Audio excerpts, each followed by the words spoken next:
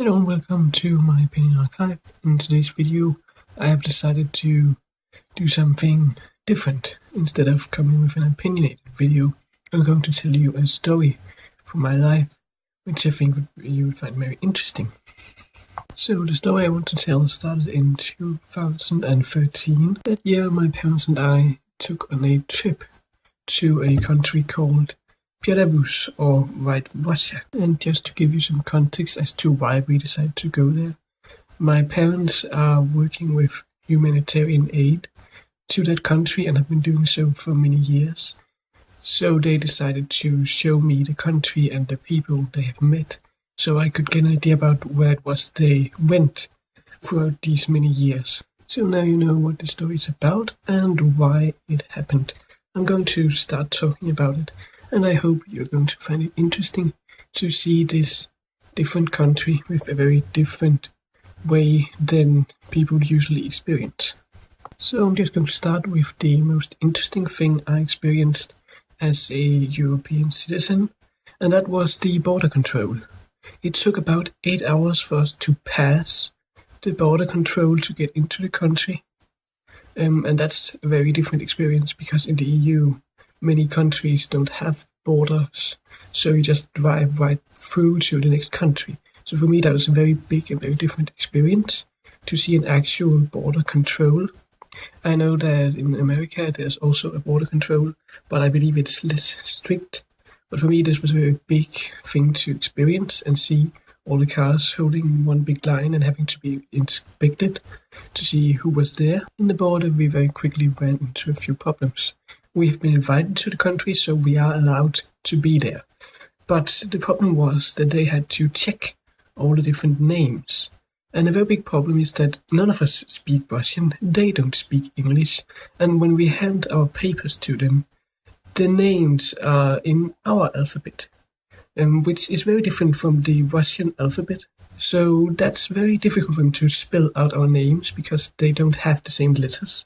That was a problem, but after a long time of waiting and trying to explain how long we were going to be there, because you can't just stay as long as you want, we finally managed to get an understanding, and I think we got 2 days more than we were supposed to. But we were allowed into the country. Now, due to us being invited there by the people my parents work with in the country, a lot of different activities were made for us, so we had something to see and do during this trip. One of them was that we were invited to overlook a school class, an English class, so we would understand what was going on. And it was very interesting for me to see the difference between my country's school system and the Belarusian, I'm not sure how it's said, school system. One of the things I noticed was that after they had made their presentation about their country, the students were given the grades, not individually, but simply the teacher simply stood up in class and said, you got this grade, and so on and so on.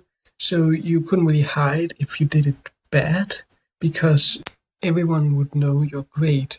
And that's very different from my country because you get your grades individually. So if you don't want to tell anyone what you got, you have that option. Another thing that happened during this class was they had a test of sorts where I believe they were supposed to either translate or write down what was being said, but that wasn't the thing I remember. What I remember was what the English text said, and it was written out loud.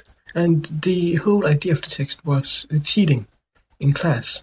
And the moral of this text was that if you cheat, the entire country is going to be destroyed, it's going to go down, it's going to be really bad, not only for you, but for your entire country. And that was a very strong message. And I really thought it was very, very different from anything I have ever seen in school.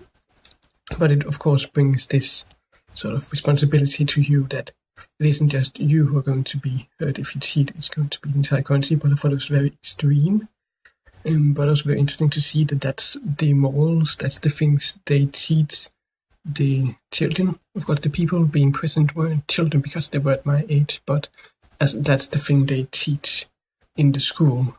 Another thing I noticed was that after this class was over, we were invited to have dinner with I believe it was the principal and some of the teachers. And the thing that happened was that the students who've gotten the best grade during their presentation were allowed to come with us, but the rest of the class weren't. And I thought that was very interesting to see that they really emphasized the idea of putting in hard work, making sure you're going to be treated better. I don't agree with this viewpoint. I think it would have been better for the entire class to be present, but of course that's their culture and what they think is right. And it is entirely possible that I misread the situation, but that's how I experienced it. One of the other activities we had one of the days were that we went to an orphanage for disabled children. And it was very interesting to see the difference because these children were just laying in bed in the middle of the day. They weren't picked up or done activities with in the time span we were present. And I thought it was very interesting to see that way of treating them and see how they took care of disabled children in this country, because they don't have access to as many things as we have in my country. We also went to a nursing home for elderly people and saw how they took care of the elderly people, the ones who didn't have a family to take care of themselves. So interesting to see. It wasn't, I would say, that different from my country. The idea is basically the same, but these people didn't have many things. There were like one TV. But what I noticed was the way they looked. I couldn't tell how old they were. Due to the way Belarus is, it has a lot of very hard work. So a lot of people get very physically, so-called, bogged down by the hard manual labor. So they go to nursing homes at an earlier age than we do in my country. But it was very interesting to see how they looked. They looked old, but not in a way that I could say, oh, they are probably this age or probably that age. They just looked really old and really different from people in my country. It was also very interesting because my mom has worked with elderly people in the past, so I have been to nursing homes in my country. So it's different to see how they were, how this place were, and how the people were. From what I remember, it looked very different. It didn't look like an institution. Sort of, there wasn't like a lot of people or activities or anything that said, this day we do this and this. They were just sort of there to be taken care of. One of the other days during this vacation, or whatever you want to call it, trip, we went to a hospital where my parents and the people they work with had at some point delivered some hospital beds. I personally didn't get to see much of the hospital, but of course we were told about the hospital, and my parents also told me about it. And it's very different from ours because they don't have the same technology as we have. The beds that were delivered from my country to theirs were, of course, old beds, but to them it was very necessary because they didn't have these hospital beds. But I got to see the leader of the hospital's office, and you could clearly see this was an office made to be filled with authority, that when you stepped in there, you knew that the man behind the desk had the authority and was the leader. It was very interesting to see it being built that way, that you could clearly tell that this was sort of like a boss. You could clearly see this was the boss's office. It wasn't just some little side room or something. There was a big desk with a name tag and everything. You could really clearly see that you would know who was in this room when you stepped into it. Next up is something I have a little bit more to talk about, so I hope it becomes perhaps a little bit interesting than the previous points. It was a glass factory we went to see how they made glass. It was a very important and famous one in the country. And what I immediately noticed was the extreme difference between worker safety in the country and my country. For instance, these people were, of course, burning glass, and there was a lot of chemicals involved and a lot of different, very, very hot things involved in order to melt the glass. But there were no security, no security shoes. They didn't change into different clothes when they started working. You could clearly tell that this was very dangerous work, and it could very easily get hurt or damaged. And what also shows is that, as some of my parents explained, was that these chemicals, of course, stick to your clothes. So because they don't change, they go home with these chemicals on their clothes and actually end up by also hurting their families. And there was really not much consideration for the workers' security, for their well-being. And that was very different because my country, we have a lot of things and a lot of laws in place to ensure that worker safety is in order. And at this glass factory, there were a gift shop where you could buy things. And here I really experienced the extreme difference in prices between my country's money and Belarus's money. The number tax in Belarus is very, very big. So whenever you buy something, the number is going to be really, it's going to look really big. But the difference between our different currencies were quite large. I paid I believe it was $1 million or so of their money. That was around 700-800 of my country's currency.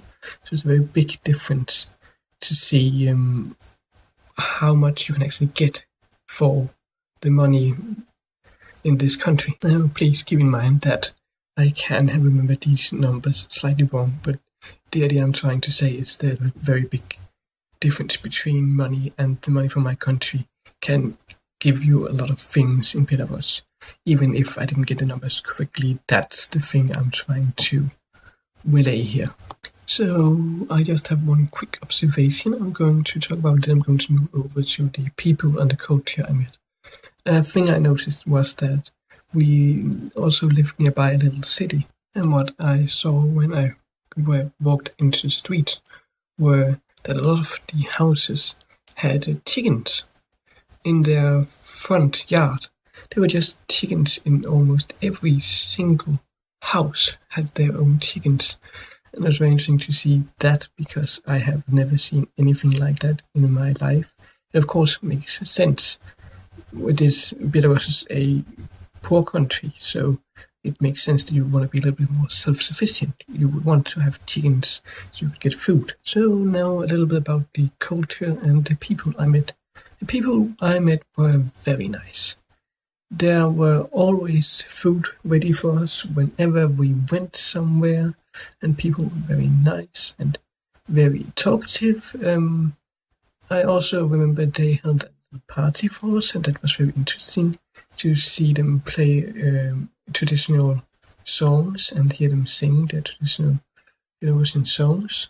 And I also experienced some very interesting habits they have in the country. They had a tradition where when you eat something, you leave the meal on the table until the next meal. That's mostly due to a lot of them that they don't have refrigerators, they don't have a way to preserve their food. So many days in a row we would get the same food. That was not really something I liked thinking about, and my parents just told me to not think about it because there were cats and dogs in the places we stayed, and if you could probably imagine that a cat and a dog would maybe lick the food or take a bite, so you shouldn't think about what happened to the food because that was the only food they had. This also meant that many of the meals were the same, and many of the meals were also different from my country's food, so you never really knew exactly what you were getting. Another thing we also experienced was that people were very afraid to talk about politics because of their past in the Soviet Union. They wouldn't really discuss politics or the European Union or anything like that. You simply didn't talk about it, and you should be wary about asking about such things. So now I'm going to tell you about some small things I experienced, and then I'm going to give you some stories my parents have told me, and they have of course been there many years, so they have experienced more things than I have. One thing I discovered while I was there was that they called the Second World War for the Great War, and they called the Nazis fascist. They also have a lot of monuments commemorating the people who died during the Second World War. They have these flames, I'm sure many of you will be familiar with it, the flames that are supposed to never go out. And overall, it was a very interesting experience meeting these people and seeing their point of view of history. Now I'm going to tell you some of the things my parents have told me about this country, so you can get an idea about how different it can be. One of the things they have told me is that people that work, they go to the bank every single day to get their paychecks, to get their money, because money changes a lot in Belarus, so the value of your salary can be extremely different from one day to another. So you can't really afford to wait, because tomorrow what you earned could be worth less. So you have to go every single day to pick up your check, to get your money, and you can't wait. You have to do it.